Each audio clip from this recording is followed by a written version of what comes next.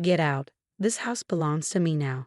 Mike's voice boomed through our childhood home as he threw another box of my belongings onto the front lawn. I stood there, watching 30 years of memories scatter across the grass like fallen leaves. My name is Emily Parker, and at 35, I was being evicted from my childhood home by my own brother. The house where we'd grown up, where our grandfather had raised us after our parents' accident, was now apparently his alone. "You can't do this, Mike," I said, keeping my voice steady despite the anger building inside me. "Grandpa left this house to both of us." He sneered, his face twisted with the same arrogance he'd worn since becoming a successful real estate agent. "Actually, I can. The deed's in my name now. Grandpa signed it over to me before he died. You were too busy with your nature conservation work to care about the family property anyway." I watched as he tossed my old photo albums onto the growing pile. 20 years of wildlife photography scattered across the lawn, pictures of endangered species I'd documented, of habitats I'd helped protect. Work that Grandpa had always supported, even if Mike dismissed it as a waste of time. "Besides," he continued, "I have plans for this place. The land alone is worth millions to developers.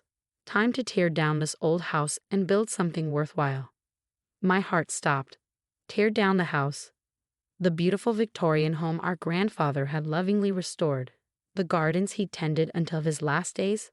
I looked at the ancient oak tree where our tire swings still hum, remembering how Grandpa used to push us both, telling us stories about the land's history. "You know that's not what Grandpa wanted," I said, bending down to pick up a fallen photograph. It was one of the last pictures taken of Grandpa, standing proudly in front of his beloved rose garden. He wanted this place preserved. Mike laughed, the sound harsh and unfamiliar. When had my brother become this person? What Grandpa wanted doesn't matter anymore. He's gone, and I'm making the decisions now. You have until sunset to get your stuff and leave. I gathered my belongings quietly, methodically, while Mike stood on the porch watching with satisfaction. He didn't help, didn't offer boxes or even trash bags for the mess he'd made. The brother who once helped me build fairy houses in the garden now couldn't even show basic human decency. As I packed my car, a memory surfaced, Grandpa's last Christmas with us, just 6 months ago. He'd been unusually insistent about showing me something in the basement, despite Mike's attempts to distract him with talk about property values and development opportunities. "The heart of this house isn't in the walls, Emmy," Grandpa had said, his weathered hand patting the old safe hidden behind years of storage. "It's in the truth we preserve." I hadn't understood then. I'd been too focused on documenting the migration patterns of endangered butterflies in the nearby forest. But now, watching Mike gloat from the porch of our childhood home, Grandpa's words took on new meaning. "You might want to check the basement safe before you start demolition." I called out, loading the last box into my car. Grandpa always said this house held more than just memories. Mike's smug expression faltered for just a moment. "What are you talking about? There's nothing in that old safe." "I already checked." I smiled, starting my car. "Did you check with the right combination? The one Grandpa used to sing to us when we were kids. The one about the butterflies and the ancient oak tree." The color drained from Mike's face. He'd always hated those nature songs, had always rushed inside when Grandpa started singing about the wildlife on our property. But I had listened, had learned every word, every number hidden in those simple verses. "You're lying," he called after me as I backed down the driveway. "You're just trying to save this worthless old house." I didn't respond, just waved as I drove away. Let him wonder. Let him worry. Grandpa had always said timing was everything, whether you were photographing an elusive species or revealing an uncomfortable truth. That night, as I settled into my small apartment, I pulled out my phone and sent a single text to the local historical society. "It's time. Check your email for Grandpa Parker's documentation." Then I waited, knowing that Mike's plans for our childhood home were about to hit an unexpected snag. Grandpa might be gone, but his legacy was about to make itself known in ways my brother never saw coming. 3 weeks after Mike kicked me out, I sat in my apartment reviewing the emails flooding my inbox. The Historical Society had been busy, and their findings were exactly what Grandpa had prepared me for. My phone buzzed, Mike's name flashing on the screen. I'd ignore his previous 15 calls, but this time I answered. "What did you do?" His voice was shaking with rage. "Some people from the Historical Society are here. They're talking about protected status and historical significance. They have documents, Emily. Documents with Grandpa's signature. I smiled, remembering the afternoon Grandpa had signed those papers. Oh, were they finally doing the inspection? Grandpa arranged that months ago. They're saying this house is part of the Underground Railroad, that there are preserved tunnels under the property. They're claiming it's a historical landmark. Mike's voice cracked. The development company is pulling out of the deal. Interesting. I replied calmly. Did you check the basement safe yet? The combination is in Grandpa's butterfly song, the one you never bothered to learn. The line went quiet for a moment. You knew about this all along, didn't you? While I was making plans, signing contracts, you knew. Grandpa tried to tell you many times, Mike, but you were too busy planning to tear down his life's work to listen. Did you know he spent 30 years documenting the house's history? That he worked with historians to verify every detail about its role in helping people escape to freedom? I heard something crash on his end of the line. This is ridiculous. I'll fight this. I'll contest the historical status. Good luck with that. Grandpa's documentation is thorough. He didn't just preserve the house, Mike. He preserved the truth.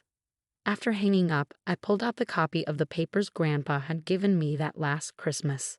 The original documents were safely stored with the Historical Society, but I kept this copy as a reminder of his foresight. The next day, I drove past our childhood home to find it surrounded by historians and preservationists. They were examining the architecture, taking photographs, measuring the entrance to the underground tunnels. Mike stood on the porch, his face pale as he watched his development dreams crumble. One of the historians spotted me and waved. Miss Parker, your grandfather's records are remarkable.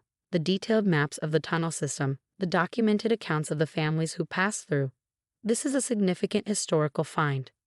Mike's head snapped up at that, his eyes meeting mine with a mix of fury and disbelief. I could almost see him remembering all those times he'd mocked Grandpa's obsession with the house's history, all the times he dismissed our grandfather's stories as silly tales. The butterfly garden makes sense now, the historian continued excitedly. Your grandfather's notes explain how the original owners used butterfly patterns to mark safe houses. Fascinating how he maintained that tradition. I nodded, thinking of all the hours Grandpa had spent teaching me about the butterflies, singing that song that contained more than just a safe combination. Every verse had been a piece of our home's history, a code that Mike had been too impatient to decipher. As I turned to leave, Mike rushed down from the porch. This isn't over, Emily. You can't just turn our house into some kind of museum. I didn't do anything, Mike. Grandpa did this. He protected his home long before you planned to destroy it. Maybe if you'd spent less time calculating property values and more time listening to his stories, you'd have known that. Looking at my brother's angry face, I felt a mixture of sadness and vindication. The house would be preserved now, protected from development just as Grandpa had wanted. His legacy wouldn't end with luxury condos and parking lots. You know what the irony is? I added, pausing at my car. If you'd bothered to check the safe, you'd have found that Grandpa left something for both of us. But I guess you'll never know what that was now. I drove away, leaving Mike standing in the middle of our childhood lawn, surrounded by historians documenting every inch of the home he'd planned to demolish. In my rearview mirror, I could see him staring after my car, probably wondering what else he'd missed while he was busy planning to erase our family's history. That evening, as I sat in my apartment looking through old family photos, I found my favorite picture of Grandpa in his butterfly garden. On the back, in his shaky handwriting, was a note I'd never noticed before. Sometimes the smallest creatures leave the biggest legacy. Keep watching, Emmy. Keep protecting what matters. I smiled, knowing that's exactly what I'd done.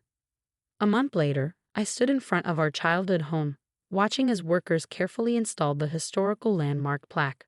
The Parker House. Established 1859, it read, followed by a brief description of its significance in the Underground Railroad.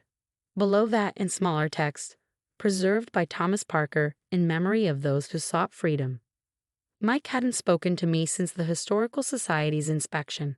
According to our neighbors, he'd moved into a downtown apartment, his dreams of luxury development profits shattered by Grandpa's decades of careful documentation. Ms. Parker. A voice called from behind me. I turned to find Miss Thompson, the Historical Society's director, holding a familiar-looking metal box. We found this in the safe during our documentation process. Your grandfather left specific instructions that it should be opened only when both his grandchildren were present.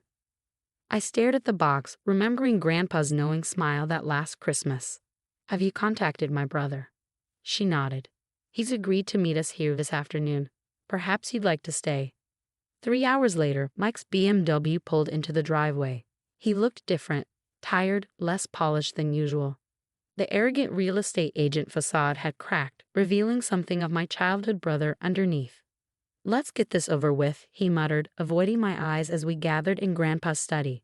The room remained exactly as it had been, now protected as part of the historical site. Miss Thompson placed the box on Grandpa's old desk and stepped back. I'll give you two some privacy. The combination is in the butterfly song, I finished quietly. Mike's jaw tightened at the mention of it. Once we were alone, I began to sing softly, the way Grandpa had taught me. Monarchs in the garden high, 4 wings touching summer sky. Each verse contained numbers, hidden in plain sight all these years. The safe clicked open. Inside, we found 2 envelopes and a smaller wooden box. The first envelope contained a letter in Grandpa's handwriting. My dear Emily and Michael, if you're reading this, then the house's true history has been revealed. Emily, you understood what needed protecting, not just the buildings and butterflies, but the stories and sacrifices made within these walls. Michael, you saw the financial value, but missed the true worth of our family's legacy. But this house was never meant to divide you. It was meant to teach you both something about preservation, of history, of family, and of what matters most. Love, Grandpa. Mike's hands trembled as he opened the second envelope. Inside were 2 sets of documents, property deeds for land adjacent to the house, 1 in each of our names. He bought the surrounding properties, Mike whispered, studying the papers. 50 acres each. Protected land, I added, reading my copy, can be developed, but can be used for historical education or environmental conservation. The wooden box held 2 keys and another note. The land is your inheritance, but what you build on it is your legacy. Choose wisely. Mike sank into Grandpa's old leather chair, the same one he dismissed as worthless when planning to clear out the house. All this time, he said softly, I thought Grandpa was just being sentimental, holding onto an old house and telling stories about butterflies. But he was building something bigger. He was protecting something bigger, I corrected. He wanted us to understand that some things are worth more than money. For the first time since this all began, Mike looked at me without anger. I really messed up, didn't I? I nodded, but felt the hard edge of my resentment softening. You did. But maybe it's not too late to fix it.